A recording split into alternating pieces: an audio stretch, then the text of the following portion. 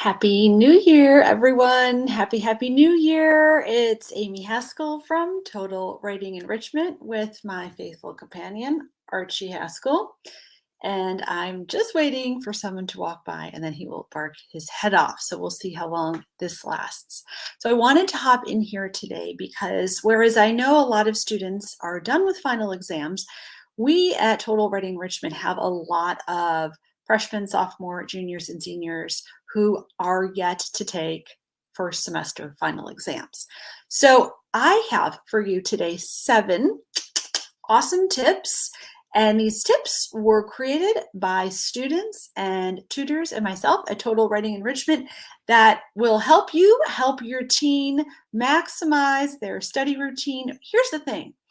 Yes, of course, for final exams, but after reviewing all of these, I think these are applicable to really helping your teen do well. Now, you're probably wondering, okay, Amy, what are all of these? Well, guess what?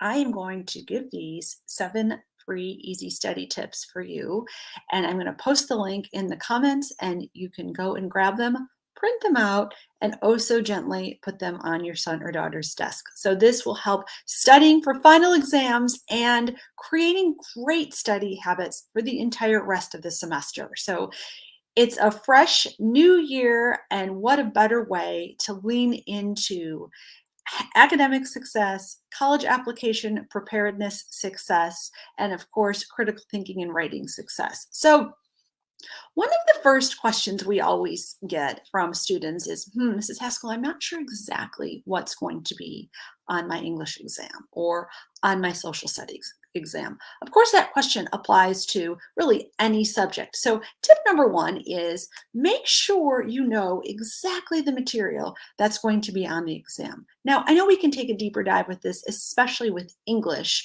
especially when students don't know the exact in-class essay question.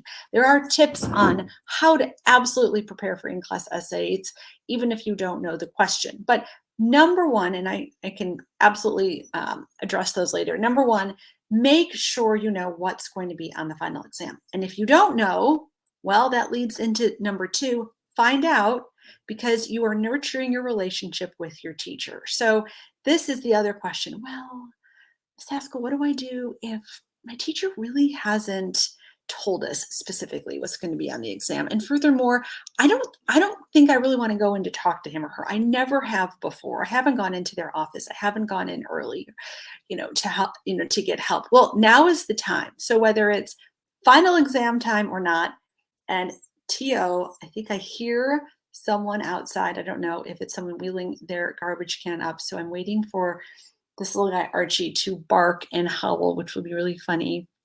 For those of you watching this, I'll have to grab him, or maybe I'll have to end this early. So what I'm going to do is post this, everything I'm saying now in the comments once I'm done. So if I don't get through everything because of ARCHIE, and I know he's about to erupt in barking, then you can still grab all these tips and help your son or daughter.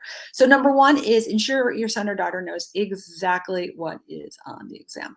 If they don't, they need to find out. And they need to find out by going and talking to their teacher or collaborating with students. So number 2 is really improving and nurturing your relationship with your teacher. Now, the other question we get is like, how do I manage everything I have to do? Oh, I have so much. I don't understand the latest in math. I have so much to memorize for French or Spanish or Latin. I'm practicing with my team. I'm tired. I'm sick. So the tip number 3, and I need to do this for myself, is to create, looking right here at my notes, create and stick to a study routine and a schedule. So that means cleaning off your desk, dear teenager, looking at what you have to do, making a list, and literally plugging it in so that you have a realistic picture of how much time you have. So number 3 is to create a schedule, create a routine. I also like recommending this for students because here's the thing, if they do this, if they write down and schedule a routine, they feel so much more empowered and so much more in control. All right, number 4 is, okay, here's a great one. But Mrs. Haskell, I lose focus. I have so much to do that I'll focus on something and my phone will go off, or the dog will bark, or my younger or older sibling will come into the room, or I have thoughts that come into my mind. So here's what I do. help me focus. I always have these little stickies, and if something pops into my mind, I don't ignore them because I know my brain will come back to them, but I write them down. So this is part of when I'm working on a project, when I'm writing a blog post, when I'm strategizing for these social media topics. So if another thought pops into my brain, like, oh, order the dance pictures, or oh, I forgot to go pick up, the dry cleaning or whatnot, I write it down. It gets it out of my brain. I feel the pressure relieved, and I won't forget about it. So the next tip, I think this is really important. Students say, oh, but Mrs. Haskell, I don't understand how to study for my English class exam or my social studies. There's so much material. I'm just going to go back and reread the entire Odyssey or reread Macbeth. No, don't do that. This is where you rely on your notes. So if your son or daughter is saying for final exams or for a big test, they're going to reread the whole novel, please tell them that is not wise. They've already done that. And this is where they refer to their notes and their annotations. There are terrific study guides out there. So we're going over tips to maximize great grades on final exams and the entire rest of the semester. New year, new study for you or your son or daughter. If you have any questions, please post them in the comments. I will return to them. And here's the thing. At the end of this Facebook Live, I'm going to give you a freebie of these 7 tips that I'm explaining right now that you can print out and sneak and put on your son or daughter's desk or right on their pillow. So, don't ever read the entire novel. I think that is a total waste of time. And even if your son or daughter didn't completely comprehend the novel, they just don't have time to reread it, I would go through their notes and I would help them by referring to study guides. You've got to be careful with Spark Notes and Cliff Notes, but there is some merit to those, especially if your son or daughter is totally clueless. Okay, here's the thing. These two are kind of combined. This is 6 and 7. I know this is huge for me. A lot of focus and a lot of retaining information, feeling good about it comes from energy, right? So comes from movement, comes from light. And so I think it's super important to take study breaks. So I'm combining 6 and 7 and to move, like truly, this goes such a long way. Now, I have a lot of students who love I think it's called the Pomodoro technique or something, and it's like 25 minutes. They put the timer on their phone and they're super laser sharp focused. And then they get up and go get a water, or they get up and go get a cup of tea, or for the few, high school coffee drinkers that we have. But I feel like movement is so important towards study success, towards feeling energized, towards working through conflict. So I strongly encourage movement as part of a healthy study routine. Get outside, go walk the dog. I'm telling you, vacuuming, recommend to your teens, if they vacuum the living room for you, chances of them retaining their French vocabulary or plowing through writing a specific arguable thesis are greater than if they're sitting there. They've been sitting for a long time. Oh, then they start to scroll the phone, right? They lose their focus. So movement is huge. And along those lines, one of my best students ever really does say how she lives by writing down how long she's going to study for and then taking a break. And then when she sits down to study again, it's not like this dreaded, oh, I'm going to be sitting here for 3 hours.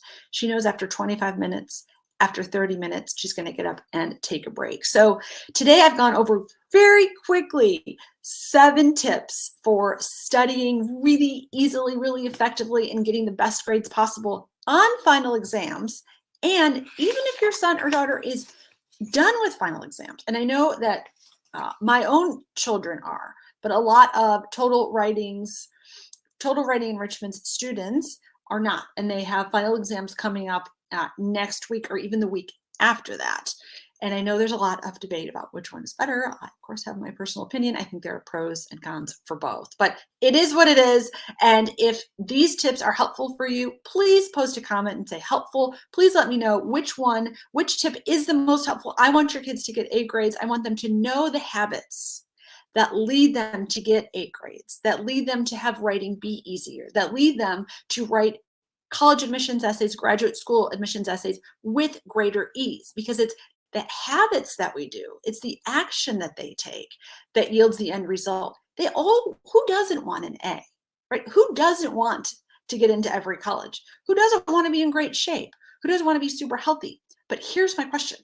Does your son or daughter really understand what they have to do in order to get those results? So I'm going to post my 7 study tips that I just went over in the comments once this is done, and you can go and grab it and you can print it out and download it and sneak it on your son or daughter's desk. And I am positive at least 3 of these 7 tips will really resonate and your son or daughter will try them. And remember, it's habit and routine because excellence is created by practicing things the right way, not just wishing for the end result. So if you have any questions, if you want to get a hold of me, please message me here on Facebook. I'm having a ton of fun doing these goofy Instagram reels, and I've had quite a few parents say that they're showing their kids these tips I'm posting and they're watching them because they're not getting some of these tips as far as writing with ease in their English classes. So that really tickles my heart that some of those reels, which are a lot of fun to do, are actually adding value. So again, please feel free to say hello, ask me a question, message me here on Facebook if you'd like to have a conversation about how to really elevate, especially if you have a junior. Right, second semester for juniors, second semester junior year is known to be, stress central.